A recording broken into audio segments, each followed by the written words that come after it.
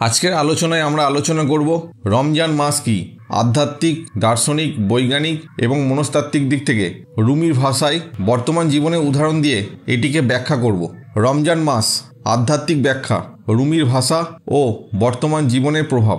রমজান মাস কেবল উপবাস বা ধর্মীয় আচার পালন করার মাস নয়, বরং এটি আত্মশুদ্ধি, আত্মসংযম এবং আধ্যাত্মিক উন্নতির এক অনন্য সময়। এটি মানুষের নফস বা ইচ্ছা ও প্রবৃত্তি নিমন্ত্রণ ও আত্মশুদ্ধি, ধৈর্য এবং আল্লাহর সাথে গভীর সংযোগের সুযোগ এনে দেয়।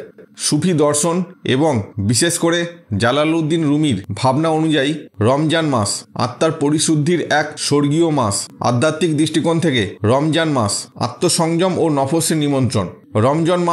রমজান আমাদের শেখায় কেবল খাবার ও পানীয় থেকে বিরত থাকা নয়, বরং নিজের চিন্তা, আবেগ ও প্রবৃত্তিকে সংযত করা। প্রতিদিন আমরা আমাদের প্রবৃত্তির দ্বারা চালিত হই, লোভ, ক্রোধ, অহংকার, ঈর্ষা ইত্যাদির মাধ্যমে। কিন্তু রমজান আমাদের সুযোগ দেয় এই প্রবৃত্তিকে নিমন্ত্রণ করতে এবং আত্মাকে বিশুদ্ধ করতে। রুমি বলেন, তুমি যদি তোমার আত্মাকে বিশুদ্ধ করতে চাও, তবে তোমাকে তোমার ইন্দ্রিয়গুলোর গোলামি থেকে মুক্ত হতে হবে। রোজা হলো সেই সেতু যা আত্মাকে শরীরের বন্ধন থেকে মুক্ত করে। অর্থাৎ রোজা আমাদের চাহিদাকে সংযত করার মাধ্যমে আত্মিক উন্নতির পথ দেখায়। বর্তমান জীবনে উদাহরণ: একজন ব্যক্তি যদি সামাজিক যোগাযোগ মাধ্যমে অযথা সময় নষ্ট করে এবং নেতিবাচক চিন্তায় ডুবে থাকে, রমজান মাসে রমজানের সময় যদি সে নিজেকে নিমন্ত্রণ করতে শেখে, তাহলে সে নিজের মানসিক ও আত্মিক উন্নতি করতে পারবে। ধৈর্য ও সহনশীলতা। রমজান মানে ধৈর্যের পরীক্ষা। ক্ষুধা ও তৃষ্ণা সহ্য করা শুধু বাহ্যিক নয়, বরং এটি ধৈর্যের মাধ্যমে মনের স্থিরতা তৈরি করে। ধৈর্যশীল মানুষই জীবনে সফল হয়, কারণ সে ক্ষুদ্র সমস্যায় ভেঙে পড়ে না। রুমি বলেন, ধৈর্য হলো সেই চাবি যা প্রতিটি বন্ধ দরজা খুলে দিতে পারে।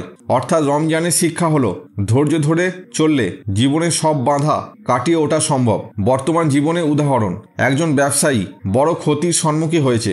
সে হতাশ হয়ে সিদ্ধান্ত নিতে পারে অথবা ধৈর্য ধরে পরিস্থিতি সামলাতে পারে। রমজান তাকে শেখায়, ধৈর্য ধরো, চেষ্টা চালিয়ে যাও, ফল আসবেই। আত্মশুদ্ধি ও আত্মজ্ঞান। রমজান হলো আত্মশুদ্ধির মাস। শুধু বাহ্যিক ইবাদত নয়, বরং নিজের ভুল ও দুর্বলতাকে উপলব্ধি করার মাস। এটি তাওবা বা পাপ থেকে ফিরে আসা ও আত্মোপলব্ধির সময়। রুমি বলেন, নিজেকে খুঁজে পাও, কারণ তুমি যদি তোমার আত্মাকে জানো, তবে তুমি আল্লাহকেও জানবে। অর্থাৎ রমজান আমাদের নিজের ভুল বুঝতে ও আত্মাকে শুদ্ধ করতে শেখায়। বর্তমান জীবনে উদাহরণ: একজন ব্যক্তি সবসময় অন্যদের দোষ খোঁজে। রমজান তাকে শেখায়, প্রথমে নিজের ভুল দেখো, তারপর অন্যদের সমালোচনা করো। রুমির দৃষ্টিকোণ থেকে রমজান। সুফিবাদে রমজান হলো আত্মার ভ্রমণ। এটি একটি অভ্যন্তরীণ জগতে প্রবেশের সময়, যেখানে মানুষ আত্মাকে বিশুদ্ধ করে এবং সত্যিকারের ভালোবাসার সন্ধান পায়। রুমি বলেন, তুমি যখন ক্ষুধার্ত থাকো, তখন তোমার আত্মা আরও উজ্জ্বল হয়ে ওঠে, কারণ তখন তোমার ইচ্ছাগুলো ক্ষুদ্র হয় আর আত্মা বড় হয়। অর্থাৎ রোজা আত্মাকে আল্লাহর কাছাকাছি নিয়ে যায়, কারণ এটি দুনিয়ার চাহিদাকে কমিয়ে দেয়। রুমির দর্শনের বাস্তব উদাহরণ: একজন ব্যক্তি তার চাকরি নিয়ে সবসময় উদ্বিগ্ন। সে ভাবে যদি তার বেশি অর্থ থাকতো তাহলে সে সুখী হতো। কিন্তু রমজান তাকে শেখায়, সুখ কেবল বাহ্যিক শুধু নয়, বরং অন্তরের প্রশান্তির নাম। রুমি বলেন, সত্যিকারের সুখ হলো আত্মার প্রশান্তি, যা কেবল আল্লাহর প্রেমেই পাওয়া যায়। বর্তমান জীবনে রমজানের শিক্ষা: কম প্রয়োজন, বেশি তৃপ্তি। রমজান শেখায় কম খাবার, কম প্রয়োজন, কম লোভ সমান বেশি তৃপ্তি। কম খাওয়া শুধু শরীরের জন্য ভালো নয়, এটি মনের অস্থিরতাকেও কমায়। বৈজ্ঞানিকভাবে উপবাস মস্তিষ্কের ফোকাস বৃদ্ধি করে এবং মনোযোগ শক্তি বাড়ায়। উদাহরণ: অনেকে ভাবে বেশি টাকা মানেই বেশি সুখ, কিন্তু রমজান শেখায় সুখ বাহ্যিক কিছু নয়, বরং অন্তরে প্রশান্তি। আত্মনিমন্ত্রণ সমান সফলতা। সফলতার মূল মন্ত্র হলো আত্মনিমন্ত্রণ। রমজানে আমরা খাবার, রাগ, কুচিন্তা থেকে নিজেকে নিমন্ত্রণ করতে শিখি। যারা নিজেকে নিমন্ত্রণ করতে পারে তারাই জীবনে সফল হয়।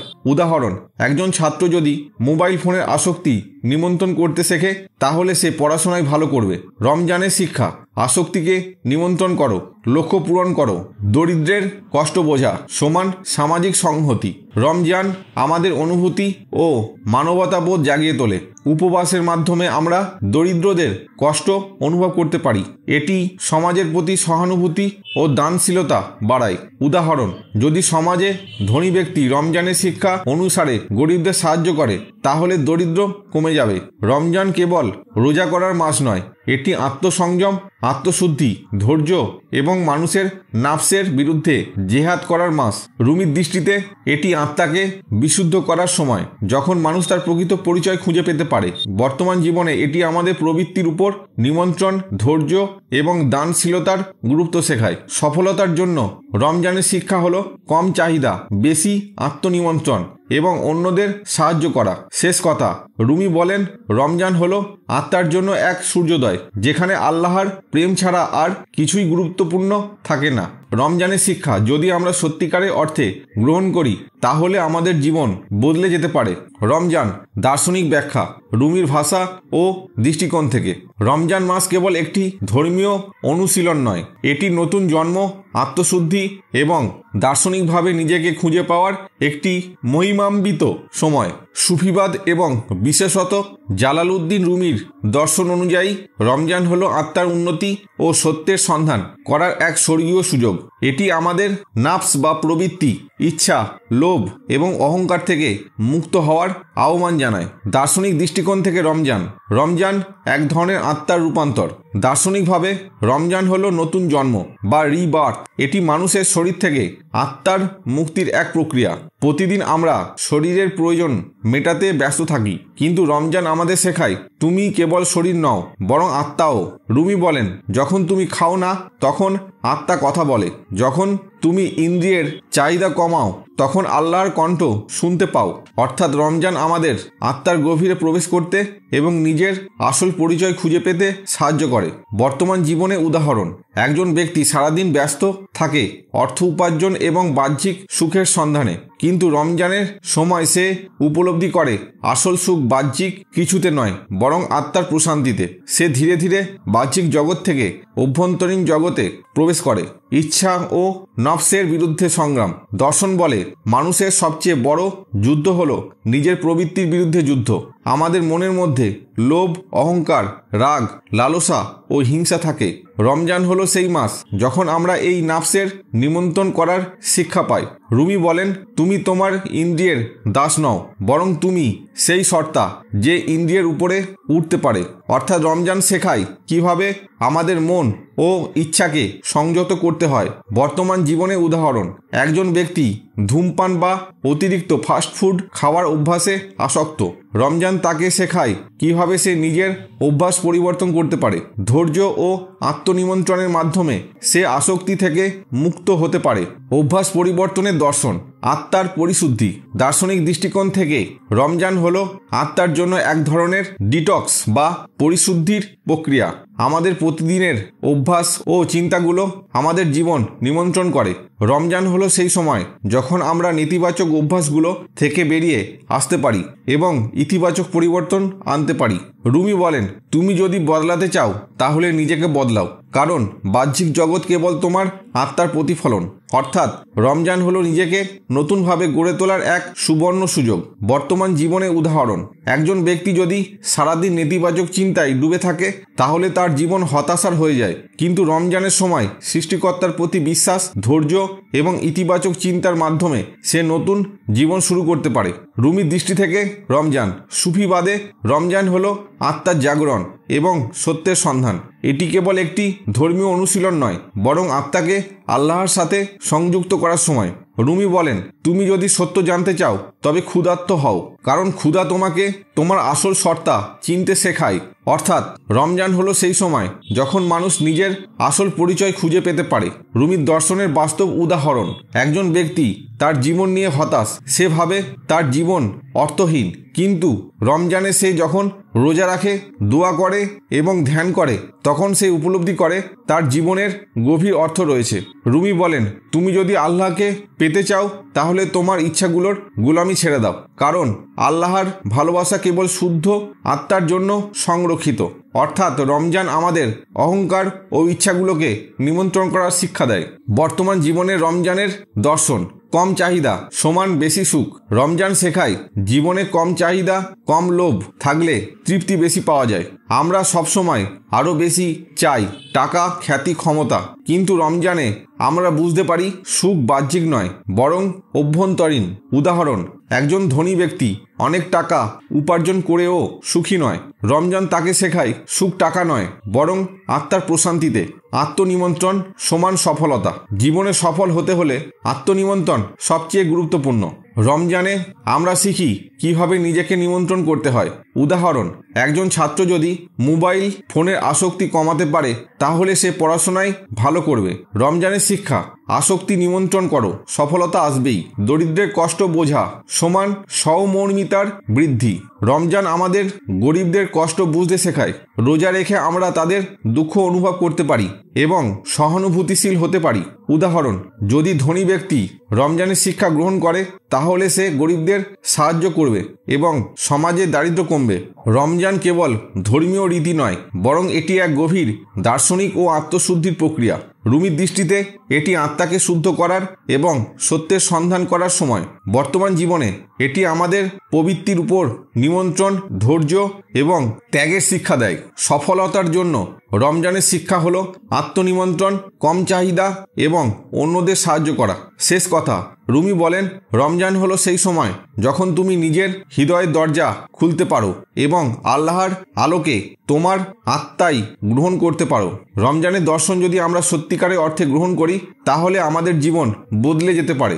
রমজান বৈজ্ঞানিক ও মনস্তাত্ত্বিক বিশ্লেষণ। রুমির ভাষায় ও দৃষ্টিকোণ থেকে রমজান কেবল ধর্মীয় উপবাসের মাস নয়, এটি মানসিক প্রশান্তি, শারীরিক সুস্থতা এবং আত্মশুদ্ধির এক অনন্য উপায়। বৈজ্ঞানিকভাবে রমজান আমাদের মস্তিষ্ক, শরীর ও জীবনযাপনে ইতিবাচক পরিবর্তন আনে। মনস্তাত্ত্বিকভাবে এটি ধৈর্য, আত্মনিমন্ত্রণ ও মানসিক প্রশান্তি বাড়ায়। রুমির দৃষ্টিকোণ থেকে রমজান হলো আত্মার শুদ্ধি ও সত্যের সন্ধানের সময়।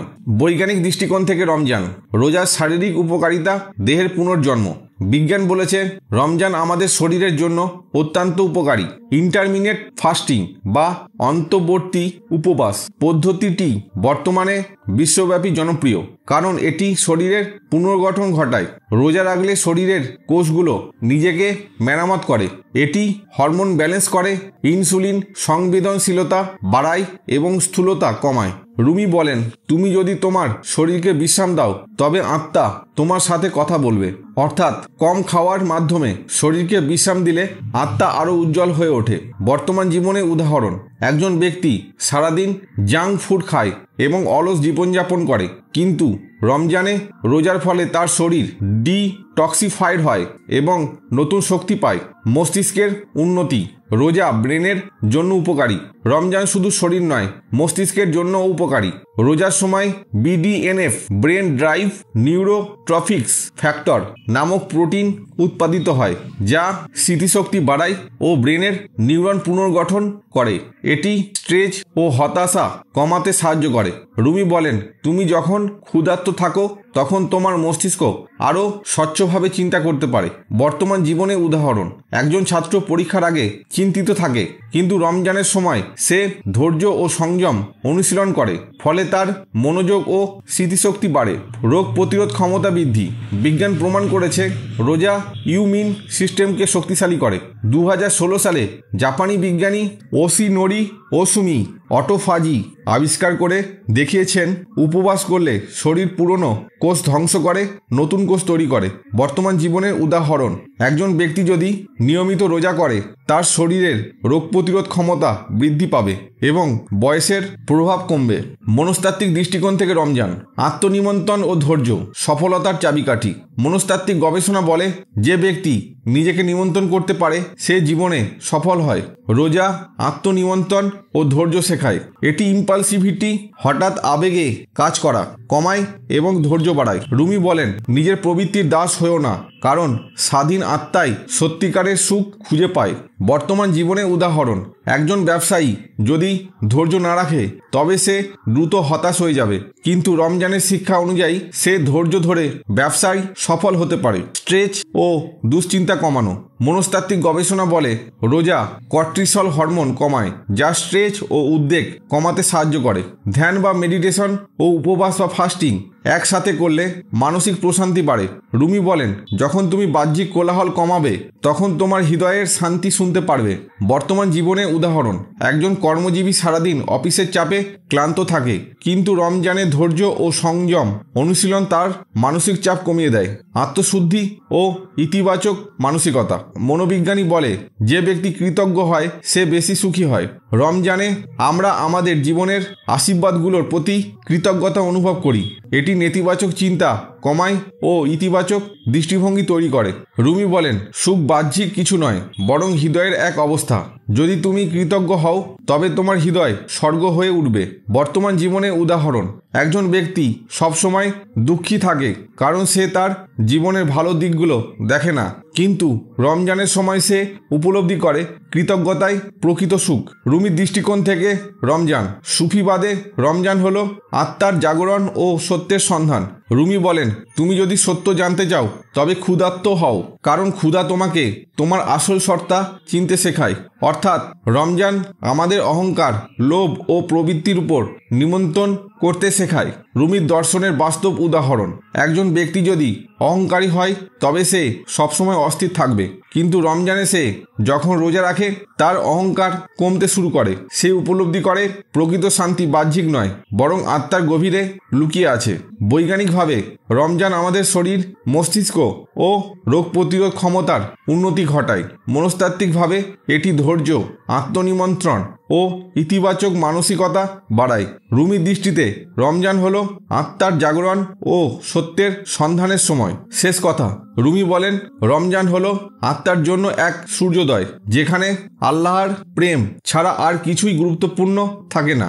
যদি আমরা রমজানের শিক্ষা সত্যিকার অর্থে গ্রহণ করি তাহলে আমাদের জীবন বদলে যেতে পারে। আজকের আলোচনা এখানেই শেষ হলো।